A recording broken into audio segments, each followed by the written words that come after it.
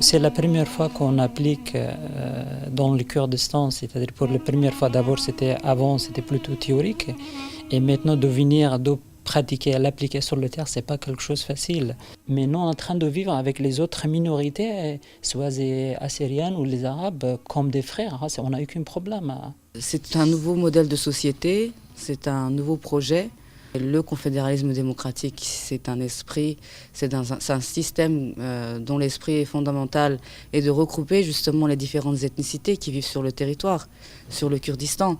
Donc on ne parle pas des Kurdes, mais on parle des ethnicités du Kurdistan, des peuples du Kurdistan et non pas des Kurdes. Cette mère, Februni Akyol, co-mère syriaque, première femme syriaque élue en Turquie, elle a été élue, mais pour s'occuper de toute la population de Mardin.